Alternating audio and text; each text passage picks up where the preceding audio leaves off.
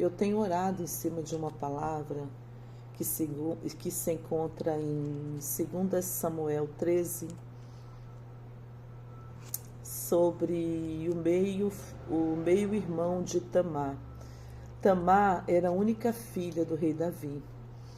E Amon era seu meio-irmão, ou seja, Amon também era filho do rei Davi. E o título desse capítulo 13 fala sobre Amon amou Tamar e comete incesto com ela. Eu vou ler essa palavra, mas faz tempo que é uma palavra meio pesada, sabe? É uma palavra assim que você tem que saber colocar bem para poder falar, né? Mas o Espírito Santo ministrou e eu quero compartilhar, eu preciso compartilhar. Hoje eu levantei 5 horas da manhã para orar, e porque o meu dia ia ser corrido, mas eu queria orar pela minha família, pela vida do Leco, pela vida da Rebeca. Então eu apresentei alguns pontos diante de Deus, né?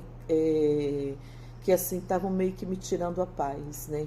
O Espírito Santo me levou novamente, irmãos, em 2 Samuel 13. Eu geralmente eu gosto de falar daquilo que eu vivo ou que eu presencio na vida de alguém, para poder dar um conselho, para poder falar. Então, o que veio no meu pensamento sobre essa pregação, sobre essa palavra, sobre esse estudo, ou sobre essa dica, como queiram, sobre paixão, desejo sexual ou amor. O que acontece hoje em dia, em todas as épocas, em todos os tempos? Quando você olha para uma mulher ou quando você olha para um homem, a primeira coisa que vem é quando rola ali alguma química e o coração dispara, aí você fala assim, eu quero aquela pessoa para mim. Não foi diferente na minha vida, quando eu já falei aqui sobre quando eu conheci o Leco, que eu olhei o Leco pela primeira vez, eu realmente me apaixonei pelo Leco. Um moreno lindo de olho verde, né? E eu falei com o Espírito Santo, eu vou investir nesse rapaz, ele vai ser meu marido. E foi um investimento assim pesado, de oração, de choro, de persistência, entendeu? Mas olha o que eu falei, eu vou investir nesse rapaz, ele vai ser meu marido. Então eu entendo que ali não foi um desejo carnal, foi amor à primeira vista. E o desejo do meu coração era casar-me com ele, né? E Deus assim concedeu o desejo do meu coração, porque talvez ele olhou para o Leco e viu aquilo que ninguém conseguia ver, né? Porque muitas das vezes o homem olha a aparência, mas Deus sonda e conhece o coração. Então, dentro do meu propósito de oração, o Leco ele se encaixou naquilo que eu queria para minha vida, né? Deus sabia que era ele, né? Tanto que eu sempre uso a frase, né? Deus, toda escolha é certa se vier do alto e se aprovado por Deus. Então você tem que ter certeza que a escolha ela é certa, que ela vem do alto e que Deus ele está nesse negócio. Toda escolha é certa se Deus aprovar essa situação. Então, o que eu tenho orientado quando alguma jovem me procura, ou quando algum jovem me procura, é você obedecer a palavra de Deus, né? Eu sempre digo que no amor não há medo, porque o perfeito amor lança fora todo medo. E tem um versículo da Bíblia que fala assim, que deixará o homem pai e mãe, unir-se à sua mulher, e serão dois em uma só carne. O que eu quero dizer para você que quer investir num relacionamento, observe os sinais desse rapaz. Se quando ele olha para você como um desejo sexual para você satisfazer o desejo da carne dele, ou ele ama você de verdade, ele vai dar um nome para você e ele vai casar com você. Porque o que acontece? Existe a paixão e existe o amor. A paixão, a Bíblia fala aqui sobre a mão. A paixão é um desejo devastador. Olha, eu quero essa mulher a todo custo. Eu desejo essa mulher. E assim, a pessoa ela é persistente. Quando você vira algo de um desejo sexual, quando você vira algo de uma paixão, alvo de uma paixão, essa pessoa vai fazer de tudo para te conquistar, para conseguir o objetivo dela, né? E eu vi uma pregação de uma missionária chamada Sandra, que ela falou assim: olha, você não é test drive, você é a pessoa que quiser ficar com você, vai ter que estacionar na sua garagem. E eu achei aquilo tão profundo. Foi a partir dessa palavra que eu comecei a meditar sobre o que é paixão e o que é amor. Quando você olha as loucuras que uma pessoa faz pela outra, você fala, é paixão, né? Ou, é amor, entendeu?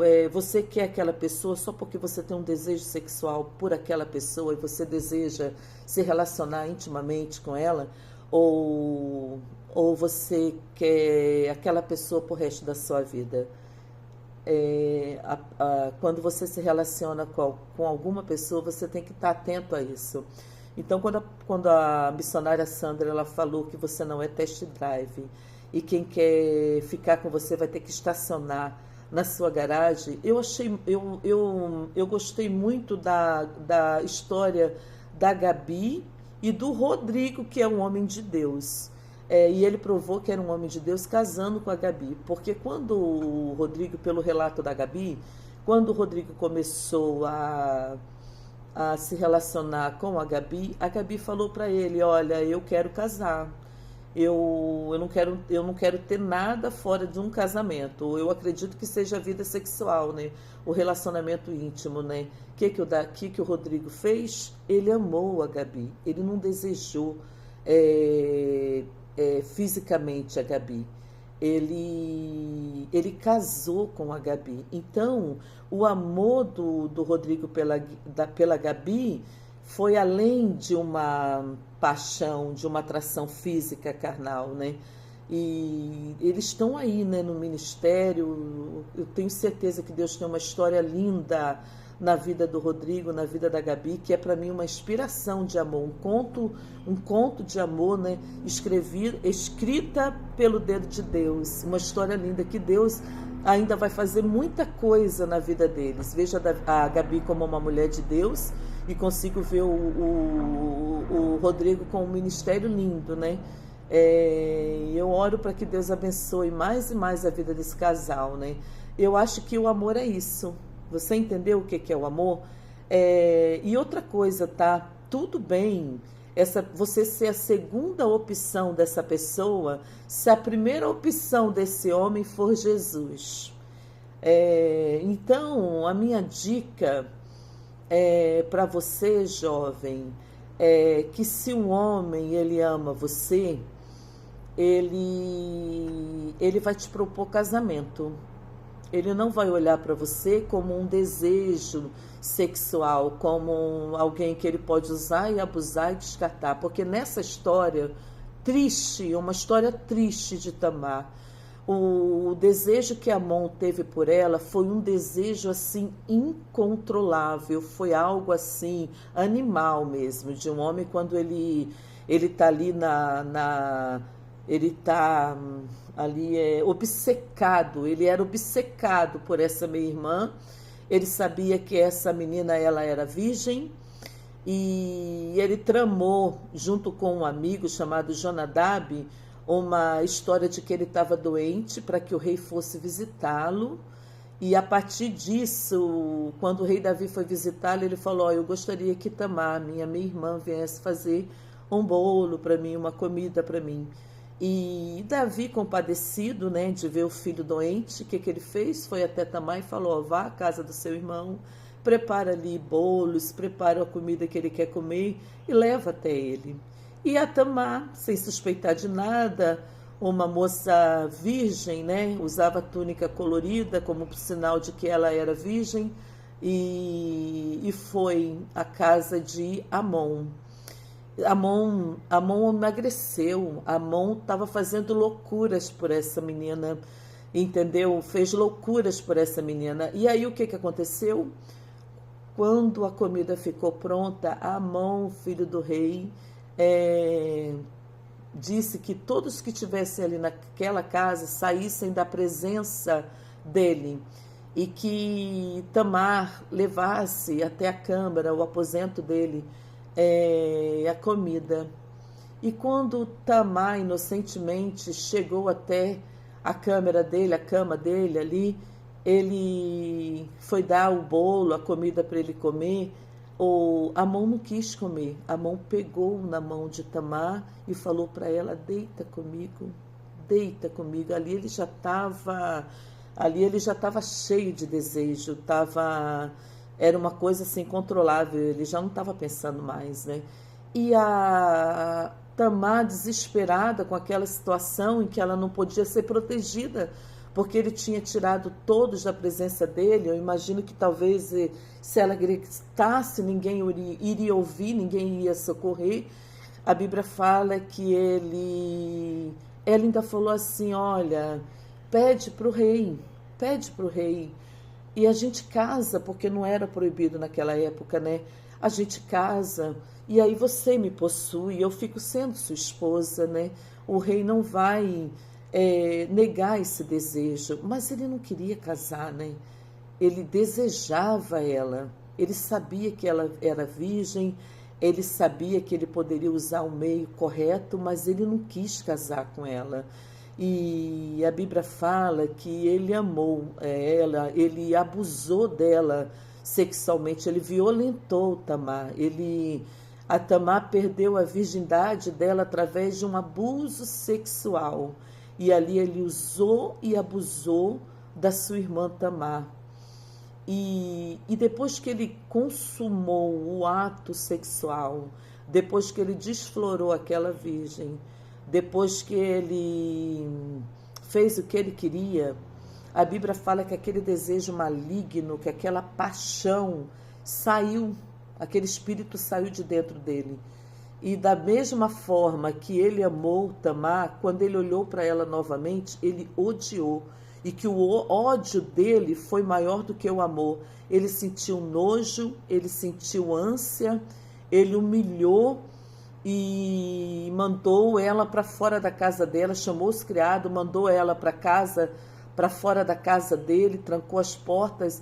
E essa mulher, com a túnica rasgada, vestida de cinza, saiu desesperada pela rua. E Absalão, seu irmão, filho de pai e de mãe, ele amparou Tamar, levou Tamar para a casa dele, cuidou das feridas do coração de Tamar e não falou bem, não falou mal de Amon, ficou quietinho, esperando o momento certo para se vingar.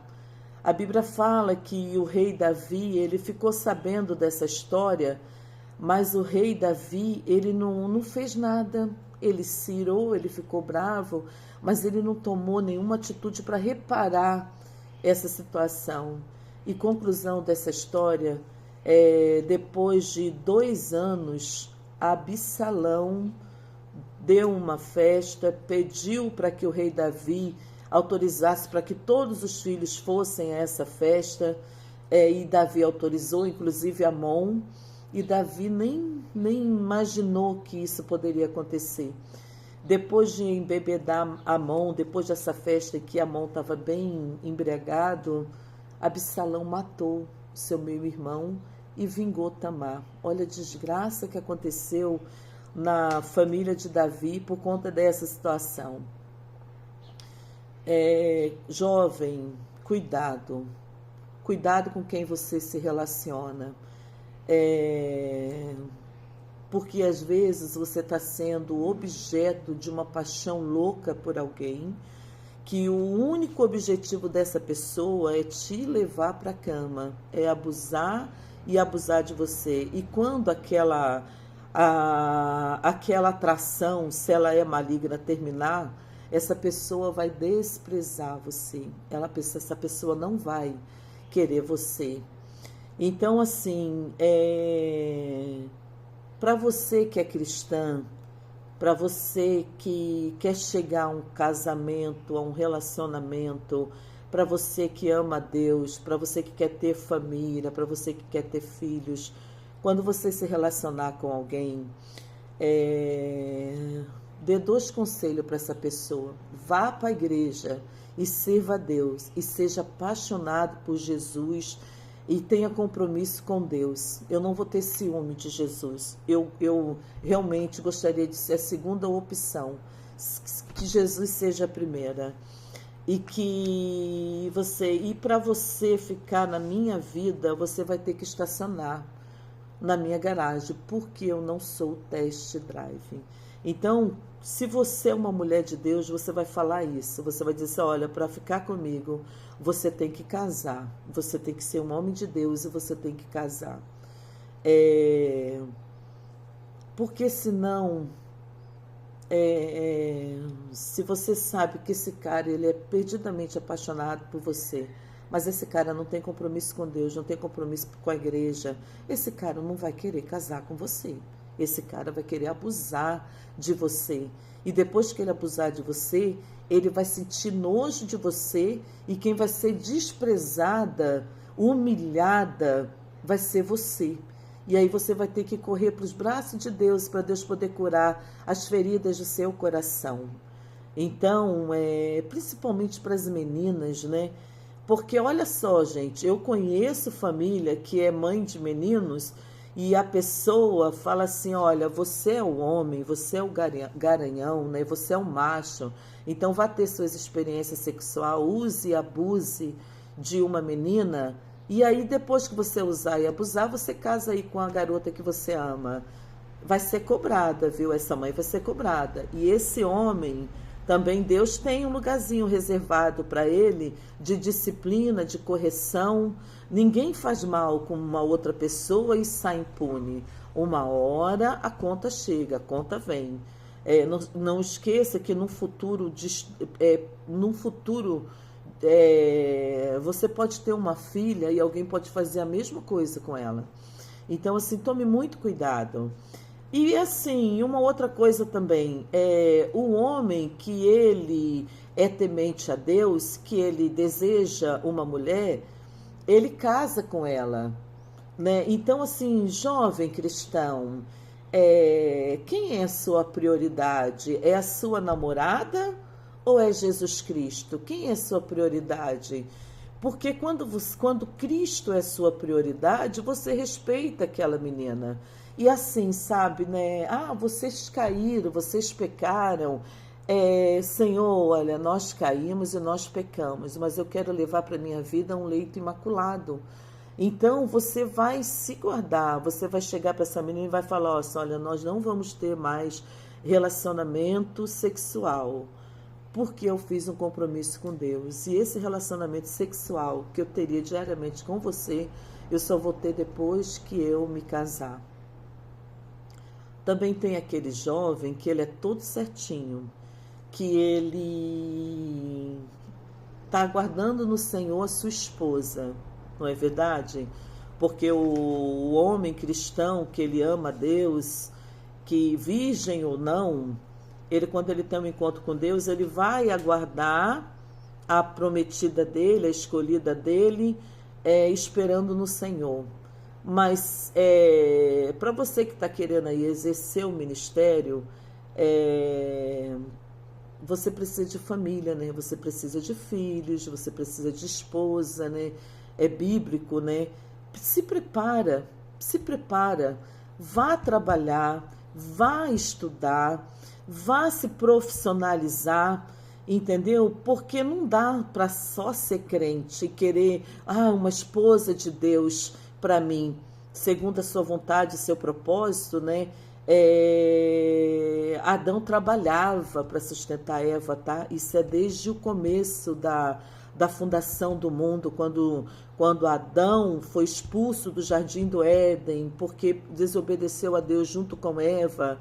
Qual foi o castigo? Eva com dores ia ter filhos, e o desejo de Eva seria sobre o seu marido. Mas o trabalhador, o que sustenta a casa é o marido. Se você não quer trabalhar, se você não quer estudar, não, aí eu quero só servir a Deus. Aí tudo bem, porque aí você vive da maneira que você quer. Você, se tiver comida, você come, se não tiver, você vive aí da herança dos seus pais, sei lá o que você vai fazer.